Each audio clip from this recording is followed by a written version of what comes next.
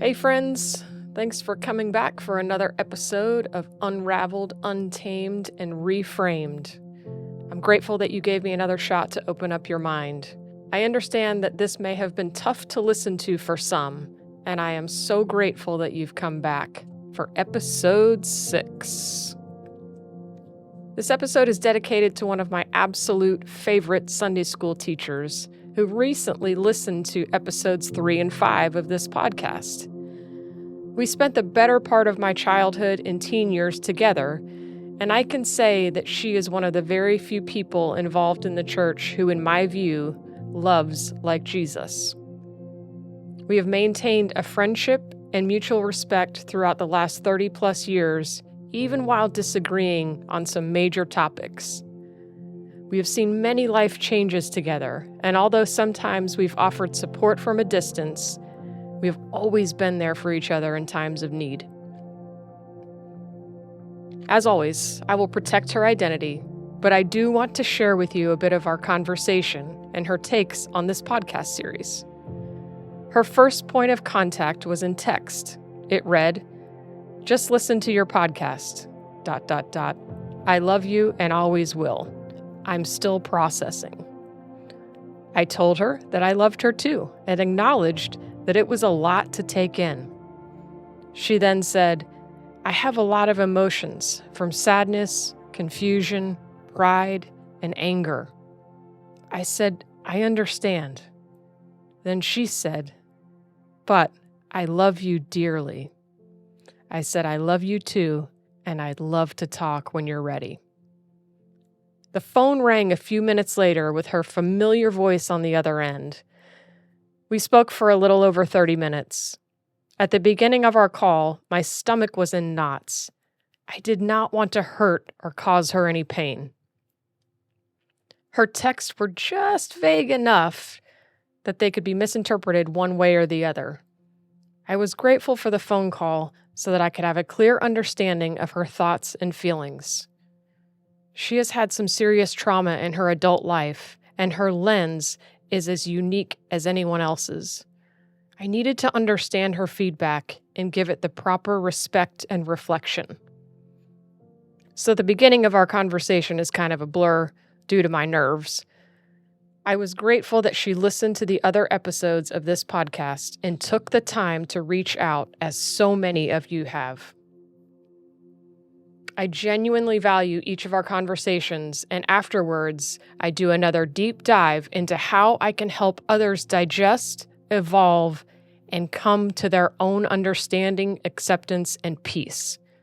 I've been on this journey for a while now, but some of you are just starting out, and it can be terrifying at the beginning. I get it. She joked with me and said that I sounded smarter than she thought I was. We laughed, and I appreciated the backhanded compliment. I could tell that she was holding back, and I assured her that I was open to her feedback, good or bad. She said she had some things to say, but that she wanted to say them face to face, and I respected her wishes. She then rushed through a brief word of criticism of disillusionment. I stopped her to get clarification. I asked, "Do you mean that I am disillusioned?" And she confirmed, yes. She said that maybe if different people were in place, that maybe I would have had a different experience. I agreed and said that can be true for any situation in life, and that is exactly my point. I mentioned the conversation regarding the pastor's wife telling me that if I chose to be gay, that she would do everything in her power to separate me from my children. She hadn't heard that story, but didn't seem to be surprised by it either. She then alluded to her own interactions with the same person. Then the conversation progressed into mutual friends and staff members who were unceremoniously fired from the same church, without just cause and without any kind of severance. We talked about the injustices that continue to go on behind the curtain, and both agreed on the unfairness. We talked about church finances and how very few people ask questions about how their donations are spent. She then talked about getting married very young and staying in that marriage for way too long because that's what she was taught to do. She missed out on so much of her life trying to do the right thing according to what the church was telling her. She said she lived in a lie for many years. I could hear countless emotions all at once coming from her voice. Although her first marriage ended years ago, the pain is still raw and palpable. I can truly empathize with her because I too went into a marriage because I thought it was the right next step. I didn't think I had any other options. Then, after we had 2 sons, I couldn't imagine breaking up my family because I was taught by the church that divorce was wrong. The message I got from my parents was that no one in our family gets divorced. And so I too stayed way too long. At the end of our conversation, she blurted out, "Thought-provoking," and asked if she had already said that. I said no, but thank you. We exchanged I love yous and ended the call. It was time for me to reflect. The call was 99% positive, but of course, I zeroed in on the single word of critique: disillusionment. Let's start with the definition. A feeling of disappointment resulting from the discovery that something is not as good as one believed it to be. I'd say she nailed it with a single word. When I questioned her, though, she believed that I was disillusioned, meaning that my podcast and my story were not accurate from her perspective. I started thinking about my childhood and my time at church, and you know what? It was incredibly positive. I had a number of caring and loving people around me as teachers and leaders. As a child, this was the only world I knew besides home, and it was great. I had tons of friends that I hold deep connection with to this day. I ate sugar cookies shaped like rings that I would put on my fingers and take slow, gradual bites of. I learned Bible verses and was able to quote them upon command. No doubt this skill helped me cram later in school. I sang in the choir, went on youth group trips and summer camps, and participated in church-wide Christmas programs. I even enjoyed the sermons, especially when the pastor threw in a history lesson. I was a pretty good athlete, and the church had a full gymnasium where I played basketball, dodgeball, volleyball, and any other ball that I could compete with. The gym also contained a roller skating arena with skates in all sizes. This was the 80s, after all. We had Wednesday night dinners in the fellowship hall where I bounced from table to table, chatting and laughing with friends while eating butter rolls and overly salted green beans. After church was a time when the adults hung around the parking lot and talked. I ran around like a banshee, sweating and laughing and burning off whatever sugary treat was given to me earlier that day. It was a big church with a big budget, and it was a great way to grow up. Church in my early years was a safe and happy place. As I grew into a teenager, I began to see things a little differently. The first thing I remember questioning was if God loved us just the way we are, then why did we have to look our very best every Sunday morning? In those days, looking your best as a young girl meant dresses, slips, pantyhose, dress shoes, hair and makeup, and matching accessories. Most Sunday mornings were pure chaos in our house, while 3 girls got ready at the same time in one bathroom. Around this time is when I started noticing and speaking out about the things that went on in our home that just didn't align with biblical teachings. I didn't have the right language then. It just came out in angry bursts and rebellious behavior, but I believe this is where my unraveling originated. Things just didn't add up. Back then, as a teenager, I was very black and white. There was little room for anything gray.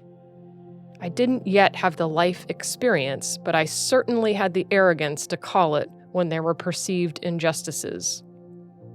At that stage, I had no care for anyone's feelings. I was a complete narcissist, wild, untamed, unashamed. I couldn't see any other perspective but my own. I once got in a fist fight defending Jesus and actually knocked a girl out cold. Not my proudest moment.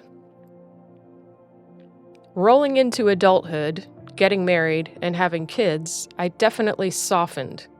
Kids will do that to you, and I needed to be taken down a few notches. My ex-husband is a gentle, kind man and a great dad. Although we were raised in the same church, he went off to college and was able to see another side of life. He read books like Zen and the Art of Motorcycle Maintenance and other philosophical writings. He had a different outlook, and my curiosity was piqued. He was patient and loving with me, and even when I made the grueling decision to live separately, he allowed me that space in a gentle way.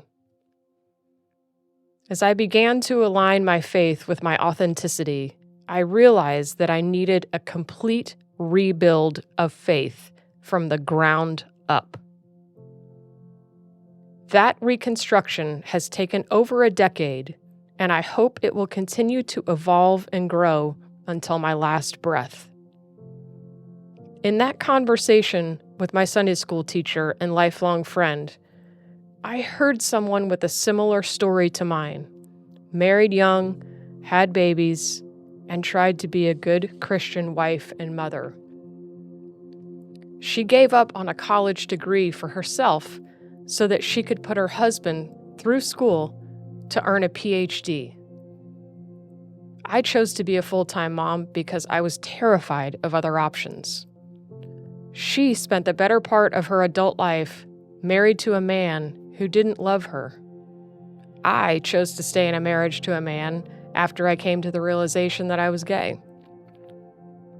As we chatted, I learned that she has the knowledge of inequities, the information on the big church budgets and how they hide, and the details of the dedicated staff getting undeservedly fired. Both of us have that knowledge, and yet she suggested that I was disillusioned, meaning that she believed my story and outlook was skewed. My friend and former Sunday school teacher is absolutely on point. I am disillusioned. My question is, why isn't she? She chose to stay in an empty marriage for over 30 years. She chose to put her wishes, wants, needs, and desires aside for a huge part of her life. Hearing her speak, I know how wounded she still is. How is she not disillusioned by the place that put those beliefs in place and maintain a system where her voice doesn't count?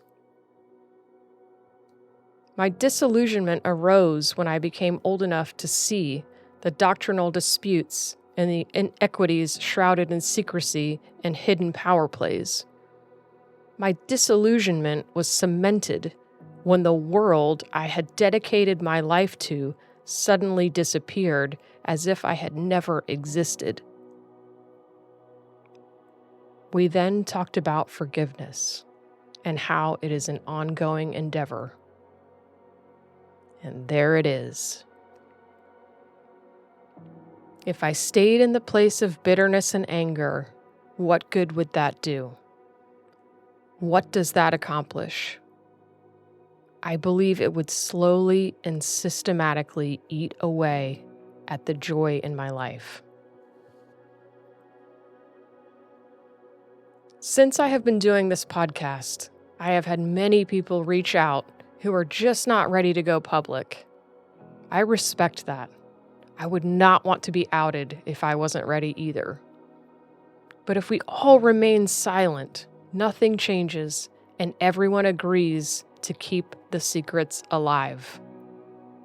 I applaud those of you who've shared and commented thus far. I consider that to be a brave move. And for those who are listening in secret, I'm grateful that you are allowing yourself to be open, and I'm here if you want to chat. It's okay to question. It's okay to lose your footing. It's okay to be angry. You just don't want to stay there. Forgive the ones who hurt you.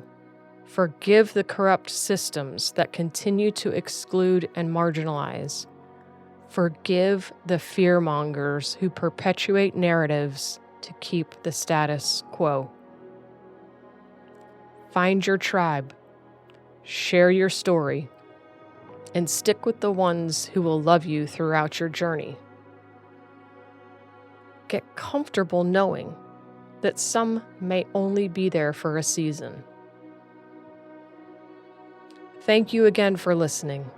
I hope you go on with your day and think about these tough topics. I'd be humbled if you take a few seconds to subscribe, like, share, review, follow, or any of the other things that make these podcasts work. Keep reaching out. I'd love to hear your thoughts and ideas. Now, let's take a big, peaceful breath in. Hold it. And a big, peaceful breath out. Repeat if necessary. Much love to you all. This podcast was recorded at the CoLab Studios in Clearwater, Florida. If you'd like to record your own podcast, shoot us a message in the comments. We'd love to help you out.